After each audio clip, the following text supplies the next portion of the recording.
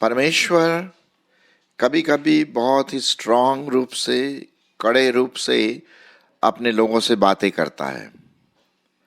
और विशेष करके जब हम पुराने नियम में देखते हैं, जितने भी भविष्यवक्ता वाली किताबें हैं, जब हम उन्हें देखते हैं तो परमेश्वर बहुत डायरेक्टली, बिल्कुल सीधे रूप से बातें करता है। और आज मैं उसी से संबंधित परमेश्वर का वचन आपके सामने लाने की कोशिश करूंगा कि किस प्रकार से कभी कभी परमेश्वर हमें डांटता भी है, बात भी करता है और साथ में प्रतिज्ञा भी देता है।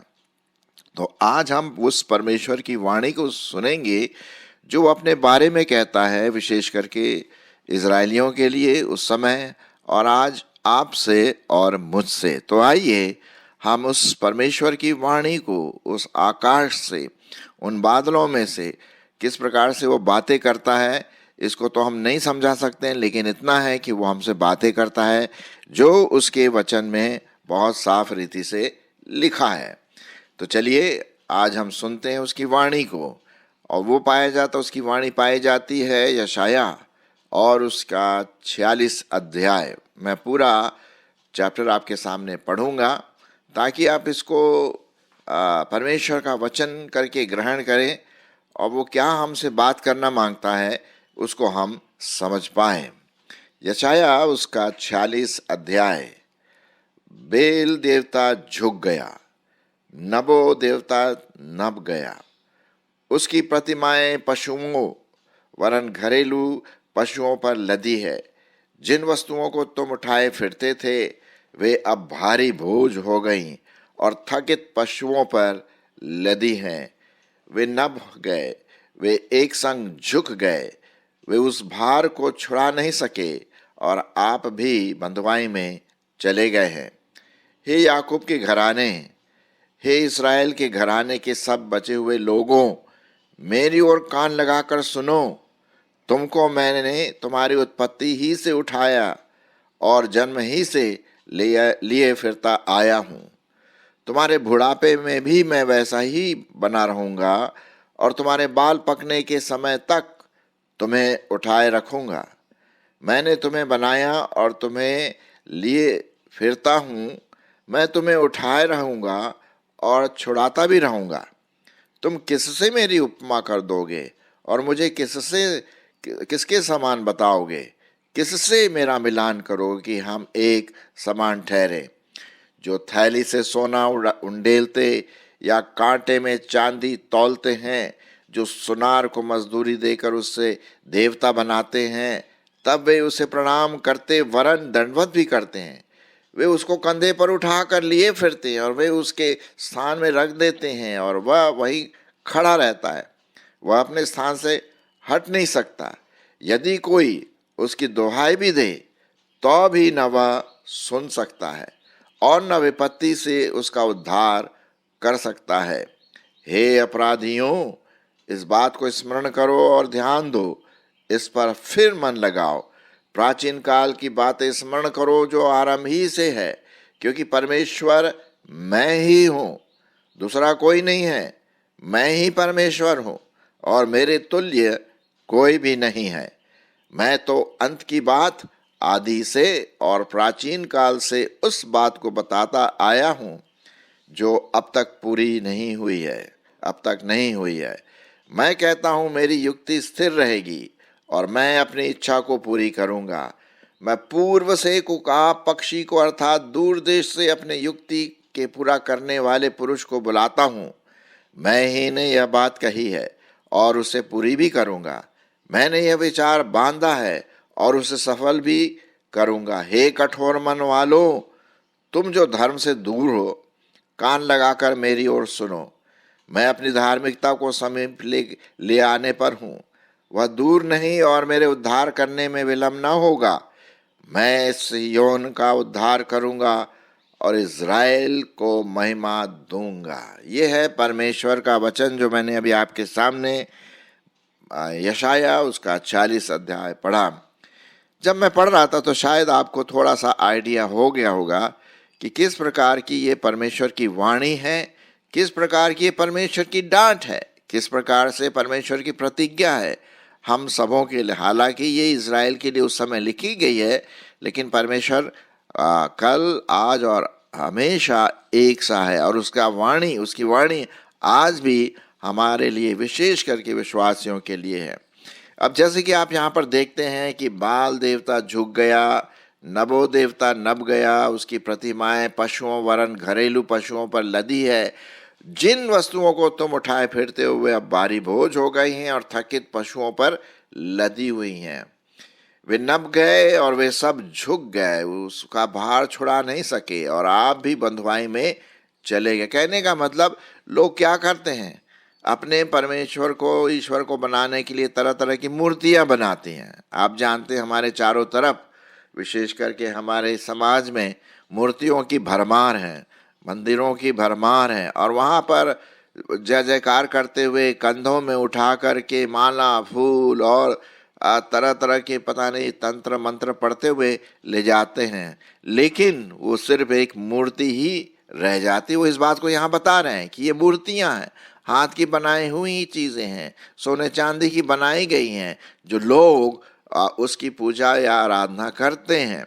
और यही बात कहता है कि कभी कभी इजरायली लोगों ने भी ऐसा किया। पहले तो लोग परमेश्वर को मानते थे, लेकिन बाद में जब कुछ बात नहीं बनी या थोड़ा सा देर हुआ तो उन्होंने अपने लिए खुद मूर्ति खोल के बना लिया। आपको याद होगा शायद, जब वो निर्गमा में हम पढ़ते हैं कि किस प्रकार से उन्होंने जब मूसा ऊपर परमेश्वर के साथ था, बात कर रहा था, 10 कमांडमेंट, 10 आज्ञाएं जो दी जा रही थी, नीचे लोग बोल रहा है मूसा तो आने वाला नहीं, हम अपने लिए एक परमेश्वर बनाते हैं, और उन्होंने गोल्ड, सोने का बछड़ा बनाया और उसकी पूजा करने लगे। ये परमेश्वर को बहुत बहुत दुख पहुंचता है, हेट करता है इन बातों को, और इससे घृणा करता है। बोला ऐसे लोग जिनको मैंने उठा लाया, आज वो फिर से प्रतिमाओं की पूजा करते हैं, मूर्तियों की पूजा करते हैं। और लिखा हुआ है वो अपने कंधों में उठाते हैं, गधों में बिठाते हैं, पशुओं पर लाद देते हैं और जा कर के कहीं डाल देते हैं, फिर वहीं जा कर के उसकी आराधना करते हैं। लेकिन परमेश्वर का वचन क्या है? हे याकूब के घराने, हे इज़राइल के घराने, सब बचे हुए लोगों, मेरी ओर कान लगा कर के सुनो। तुमको मैं तुम्हारी उत्पत्ति ही से उठाए रहा और जन्म ही से लिए फिरता रहा। कहने का मतलब, परमेश्वर ने इज़राइल को एक विशेष जाति करके चुना, उससे प्रेम किया और उसके साथ रहा, और उसने कहा मैं तुम्हें कभी नहीं छोड़ूंगा। और इन लोगों ने तो छोड़ दिया परमेश्वर को, लेकिन परमेश्वर उनको नहीं छोड़ना मांगता। इसीलिए कहता है कान लगा करके सुनो, तुमको मैं तुम्हारी उत्पत्ति ही से उठाए रहा है और तुम्हें जन्म से लिया फिरता हूँ। फिर प्रतिज्ञा भी है, यहाँ पर डांट भी लगा दी और प्रतिज्ञा भी है। भाई कौन ऐसा बाप होगा जो अपने बच्चे को छोड़ देगा? हाँ, गलती तो करता है बच्चा, लेकिन परमेश्वर फिर उसको छोड़ता नहीं है। लिखा हुआ है 4 पद में, तुम्हारे बुढ़ापे में भी मैं वैसा ही बना रहूंगा और तुम्हारे बाल पकने के समय तक तुम्हें उठाए रखूंगा। मैंने तुम्हें बनाया और तुम्हें लिए फिरता रहूंगा, मैं तुम्हें उठाए रखूंगा और छुड़ाता भी रहूंगा। कितनी अच्छी बात है! ये परमेश्वर की प्रतिज्ञा है, प्यार भरी प्रतिज्ञा है, डांट भरी प्रतिज्ञा भी है कि तुम लोग गिरते हो, फिसलते हो, पाप में जाते हो, दूसरे मूर्ति पूजा में लगे रहते हो, मुझे घृणा होती है, मुझे जलन होती है, लेकिन फिर भी मेरी आशा है कि तुम वापस आओ, कान लगाओ मेरी तरफ, ताकि मैं तुमको आशीष दूं। तुम्हारे बुढ़ापे में भी मैं तुम्हारा सहारा बनूं, जब तुम्हारे बाल पक जाते तब भी मैं तुम्हारी सहायता करूंगा। ये परमेश्वर की प्रतिज्ञा है, ये परमेश्वर की वाणी है। फिर लिखा हुआ है, भाई तुम किससे मेरी उपमा दोगे? कौन सा ऐसा ईश्वर है जिससे तुम बोलोगे हाँ हमारा परमेश्वर इस मूर्ति के समान है? कोई ऐसा है ही नहीं, बिल्कुल भी नहीं है।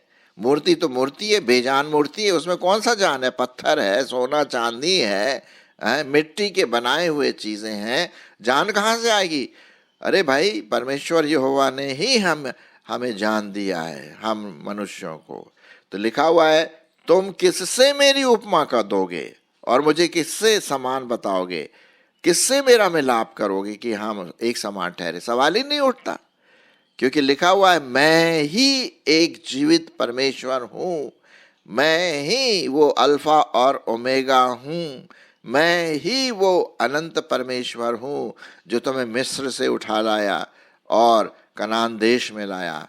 परमेश्वर हमारे साथ भी आज भी इसी प्रकार से बात करता है कि वो हमें पापों से उठाया, प्रभु यीशु मसीह के बलिदान के द्वारा हमें खरीद लिया, ले लिया, और जब हम उसके बेटे बेटियां बन जाते हैं तो वो उसकी प्रतिज्ञाएं हमारे साथ रहती। डांटता भी है वो हमें, कान लगाओ भाई विश्वासी है, जो भी व्यक्ति है, मेरे से भी वो बातें ऐसी करता है।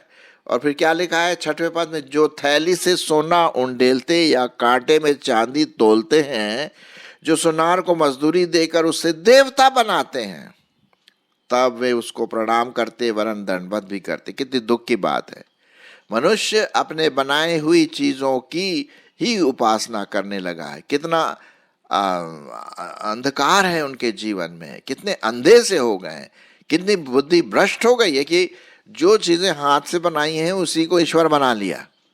यह मूर्खता है, पाप है।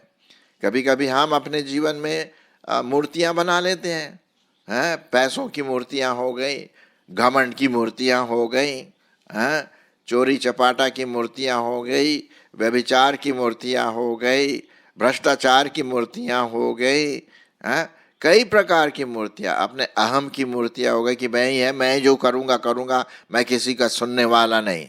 ये क्या है? ये मूर्तियों के बराबर है, झूठ बोलना मूर्तियां बन गई। तो इस प्रकार की मूर्तियां हम विश्वासी कभी कभी करते हैं, इसलिए हमें होशियार रहना है। और परमेश्वर कहता है कि ऐसे लोग हैं जो सोना चांदी से मूर्तियां बनाते हैं और उसी की आराधना करते, कंधे में बिठाते हैं, ये लिखा हुआ 7वें पद में, इधर से उधर ले जाते हैं। आपने देखा होगा कई लोग यात्रा करवाते हैं, यहाँ से जाते हैं यात्रा, फिर कहीं उस देवता को, देवी को उठा करके कहीं और ले जाते। क्या है ये मूर्खता है। परमेश्वर की दृष्टि में ये पाप है, घृणित चीजें हैं जो लोग ये करते हैं। और ये ऐसे ईश्वर हैं हाथ के बनाए हुए जो उनका उद्धार नहीं कर सकते। लिखा हुआ है उनकी अच्छी बातें नहीं ला सकते हैं, क्योंकि वो तो मूर्ति है। मूर्ति के नाक तो हैं लेकिन सूंघ नहीं सकते, आंख तो है लेकिन देख नहीं सकते, मुंह तो है लेकिन बोल नहीं सकते, कंठ है लेकिन आवाज नहीं निकाल सकते, पैर तो है लेकिन चल नहीं सकते। ये निर्लज्ज और बिना जान वाले बेजान मूर्तियां। 8वां पद, हे अपराधियों इस बात को स्मरण करो और ध्यान दो, इस पर फिर मन लगाओ जो बातें मैं तुमको बता रहा हूं। अरे भैया निकलो मूर्ति पूजा से, जीवते परमेश्वर की ओर फिरो। और फिर लिखा हुआ है 9वें पद में, प्राचीन काल की बातें स्मरण करो जो आरंभ ही से है, क्योंकि मैं ही परमेश्वर हूं, कोई दूसरा है ही नहीं, मैं ही परमेश्वर हूं और मेरे तुल्य कोई भी नहीं है। आमीन। हम जीवते परमेश्वर की आराधना करते हैं, हाँ, मैं और आप किसकी आराधना करते हैं? जीवते परमेश्वर की आराधना करते हैं। और इसलिए बहुत जरूरी है कि हम वापस आएं। अब देखिए ना, वो उड़ाऊ पुत्र लूका 15 में दिया है ना, छुटका पुत्र चला गया पैसा संपत्ति लेकर के और मूर्तियां बनाने लगा, डांस की मूर्ति, प्लेजर की, अभिलाषाओं की मूर्ति, वासनाओं की मूर्ति, फ्रेंड्स की मूर्ति, सब पैसा उड़ा दिया, भिखारी से भी बदतर हो गया। तब वो अपने आपे में आया, लेकिन जो उसका बाप है वो रोज देखता रहा, शायद आज मेरा पुत्र आ जाएगा वापस, शायद आज वापस आ जाए। और श्योर इनफ एक दिन उसने देखा कि वो पुत्र वापस आ रहा है, वैसे नहीं जैसे भेजा था, एक भिखारी बन के जिसके पाँव में जूतियां भी नहीं थी। तो परमेश्वर वैसे ही हमें देखता है कि मेरा बेटा, मेरे बेटी जो पाप में पड़ गए और दूसरे मूर्ति पूजा करने लगे, चाहे वो शारीरिक मूर्ति पूजा हो या आत्मिक, वापस आ जाओ। 10वें पद में क्या लिखा है?